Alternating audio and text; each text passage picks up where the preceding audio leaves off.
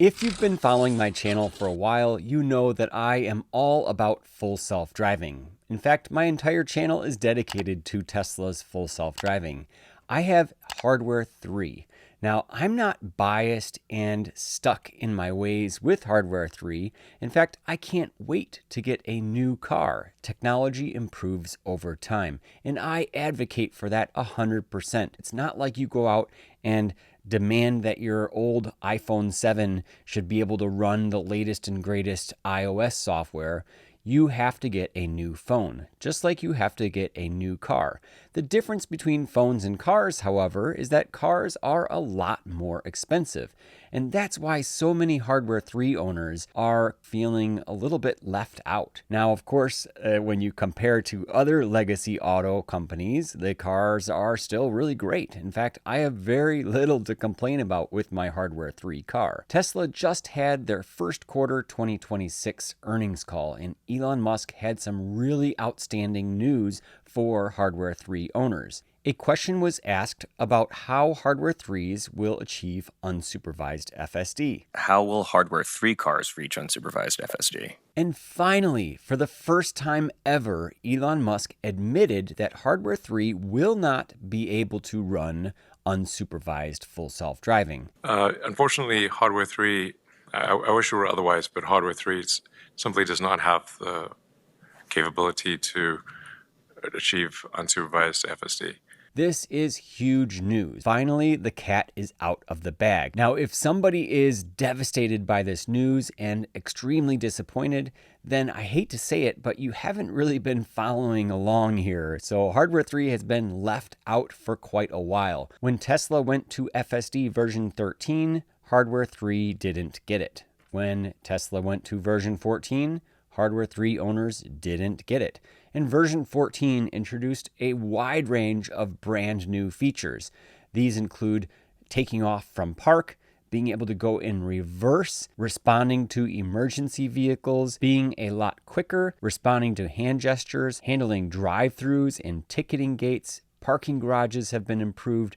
There are so many nice enhancements with Hardware 4. Now, the Hardware 4 owners have been very, very happy. They're very pleased. Now, if you bought a Hardware 4 car in 2023 or 2024, you may be hearing all of this information from Elon Musk and thinking, oh, my car is great. It's future-proofed. It's going to be able to run unsupervised. It's looking like we'll be able to achieve unsupervised self-driving with AI4 that is far greater than human safety levels. And version 14.3 is all that's needed. I'm super happy. This is great. My car is going to last forever. I have a little bit of bad news for you. Well, first of all, this is speculation. Sure, I've been plugged into the Tesla ecosystem, and I guess that's what really counts here, because ever since 2016, I have been following Tesla very, very closely. And back then, in 2018, when the Model 3 came out, it shipped with what's called 2.5, Hardware 2.5. Anyone that bought full self-driving would qualify for a free hardware upgrade. That's exactly what happened with my car. Now, Hardware 3 was the best thing ever, and Tesla made a really big deal about it. They said this will be able to go on the robotaxi fleet. You'll be able to make money while you sleep. Your car will appreciate in value. Now, it would be okay if this was just mentioned once, but it was mentioned twice or 3 times or more. And back then, it was very easy to believe it. And if you were plugged in with Tesla back when it was the Model S and they were having a completely different hardware platform, they made similar sorts of statements about how these cars will be driving themselves all over the place. But some of those cars that didn't have 2.5, they could never get upgraded to Hardware 3, and they basically got left behind. Now, how important are Hardware 3 owners really to Tesla? Is Tesla going to leave them behind? How about Hardware 4 owners? Are they going to be left behind? Do they need to be worried? This is what keeps a lot of people up at night. A car, as I mentioned, is a very expensive purchase for a lot of people. Buying a home is always the most expensive. The second most expensive typically is buying a car. So the timing and the decision really, really matters. Do you buy a Hardware 4 car today, or do you wait maybe an extra 2 or 3 years if you can stretch it and get Hardware 5 or AI 5? Now, we were told in the earnings call that a new version of Hardware 4 called AI4 Plus will be coming out mid-2027 that will have extra enhancements and make it even more capable for unsupervised FSD. So that's really, really great, and I have no doubt in my mind that that will be an easy retrofit to be able to empower those cars. But what about Hardware 3? Does it even matter? Well, I'm going to tell you right now that it does matter. There are a total of about 9.2 million Tesla cars on the roads, and that's all over the world. Out of those 9.2 million cars, 4.1 to 4.3 million are Hardware 3 cars. 4.4 to 4.6 million are Hardware 4. It's about evenly split. But when you look at full self-driving on Hardware 3 cars, about 600 to 700,000 have full self-driving. So that's about 500,000 cars. That's a lot of cars. So let's just assume it's 650,000 cars that have full self-driving. Well, Elon mentioned in the earnings call that they would offer a hardware upgrade for Hardware 3 owners that have FSD on their cars. Not the people that are subscribing, but the ones that have full self-driving fully purchased on their cars. But it will require the cameras to be replaced and it will require the computer to be replaced. And that's very difficult to do. They're going to have to open up these micro fab facilities to be able to do this efficiently. Because if all of these 650,000 cars that have full self-driving, if they go into the service centers, they're going to be so bogged down and nobody is going to be able to have their cars worked on. So according to Grok, the estimated cost to do this upgrade is between $1,800 to $2,300. Multiply that by 650,000 cars, and you're looking at $1.2 to $1.5 billion of cost. The question is, will these owners have to pay for it? Well, Tesla's really trying to make this as easy as possible for Hardware 3 owners. They're admitting that they screwed up by saying that unsupervised won't be possible. Hardware 3 has 1/8 the memory bandwidth of Hardware 4. So they said, you know what? We will offer a trade-in discount on an AI4 car. The other option is you can take it into one of these facilities and have the hardware swapped out. So I'm really curious, if you are a Hardware 3 owner, which option would you choose? In my opinion, if somebody's trying to buy you out saying they made a mistake, that makes people even more angry. It's like, no, I deserve what I paid for. You owe it to me. I don't owe it to you. Because buying a new car, even if you get a discount on a trade-in, is still an expensive thing to do. This was a commitment that Tesla made. Although it wasn't written down, it was a commitment they made verbally many, many times to Hardware 3 owners. And they've also clarified in the earnings calls multiple times that they will be treating Hardware 3 owners correctly. So if you choose not to do the trade-in option, then the other option is to go in and have your hardware swapped. What would be really great is if owners could do it on their own, if they're tech savvy and there's just like a kit they can get and then swap it out. But I'm afraid it's going to be a lot more complicated than that. Probably there are going to be wiring harnesses involved. In fact, the infrastructure is a lot more power hungry. So Tesla's going to have to rip out the entire inner workings of the car, including thermal management systems. It is not going to be a quick and easy manual swap. So that's why they're talking about these mini factories. Now, the mini factories have scared a lot of people, but I don't think it's as big of a thing as people are making it out to be. These micro factories could be added on to the body shops, possibly, or Tesla will have to rent out space in various cities and hire some interns to do the work. I don't think these micro factories are going to be sitting around forever. There's probably going to be a window of time. But the idea here is to get as many of these cars upgraded so that they can be part of the Tesla robotaxi fleet. What is this? What is the robotaxi fleet?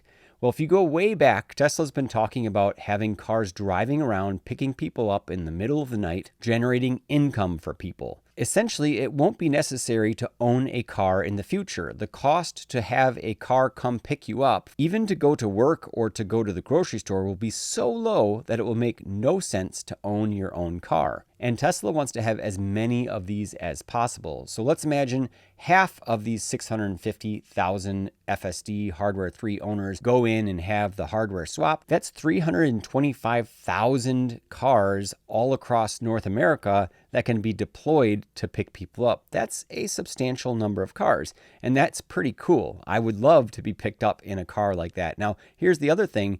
When a car is older like that and it goes through an upgrade, I think the owner is going to be a little bit more willing to loan their car out. And that's the brilliant thing here, is that the opportunity for these cars to be put on the fleet is a lot higher. If you buy a brand new car, people are very, very personal about their cars. They don't want them to get vandalized. They don't want strangers in their car. They want to know what's happening at all times. Even having someone in your own family drive your own car, it's like, oh no, is it going to be okay? Is there going to be an accident? And then you look at insurance. So there are a lot of puzzle pieces for Tesla to work out, not only insurance and liability, but also regulations. So when will all of this happen? We have no idea. But again, Elon, he said by the end of this year, unsupervised would be here. We certainly hope to have unsupervised FSD/robotaxi operating, in a dozen or so states by the end of this year. I can't believe he said something like that again. Elon is crazy to say stuff like this, but he said, I imagine, or now he prefaces it with saying, I think, or I believe. So at least he's not saying he's fully confident that it will come out by the end of this year like he did in the past. So at the end of the day, if you are a Hardware 4 owner, you have a great car. And if you need another car right now or in the next 1 to 2 years, it's not a bad idea necessarily to get a Hardware 4 car, but just know that we are at the end of AI4's life cycle. And also know that Tesla is known for saying things that don't actually come true. Take everything that Elon says, especially with a grain of salt. And that's my number one piece of advice for everybody who is newer to the Tesla ecosystem, to not take things for granted and not really bank on things that Elon says. And again, this is related to the cost of buying a car. It's very, very expensive. So my personal opinion, and I hate to put this out there, is to wait until AI5 comes out. If you are a technology geek like myself, it makes sense to wait because that is going to be the best value that your money can possibly buy. And again, these are my humble opinions and take it as that only. And lastly, I'll leave everyone with this. I may have spread some misinformation on X by saying that Elon said again that a free upgrade would be offered for Hardware 3 cars, and that's simply not true. In the earnings call, he did not mention anything about it being free. They did in the past say that it would be free for FSD Hardware 3 owners, but this time he did not clarify that. So will owners have to pay for it? Can Tesla do this from a capital expenditure standpoint?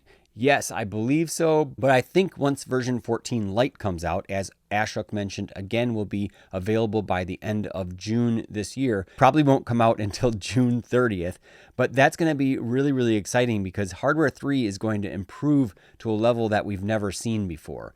And right now, what's interesting is a large percentage of Hardware 3 owners don't have a very good experience with full self-driving. And then you have another 50%, I'd say probably 75%, that have a great experience. So it's a really mixed bag. But I think once version 14 Lite comes out, everybody will be at the same level. I can only hope. This could be a hardware issue with the cameras not being aligned properly all the way around the car. I'm not really sure, but I hope that version 14 Lite fixes that to the point where it makes Hardware 3 owners a lot more happy with their current cars. No matter what, Hardware 3 owners are always going to have a fear of missing out. They're always going to want these software updates. And because of that, I think Tesla knows that these owners will pay some money for the upgrade. If you have FSD, maybe it's $1,000 for the upgrade package. If you don't have FSD and you want to get upgraded and then subscribe to FSD, it might be something around $2,000 to $3,000 to pay for the upgrade. This is all just speculation and my opinion on this, but I do think that Tesla will charge customers. They'll say, okay, hey, we screwed up.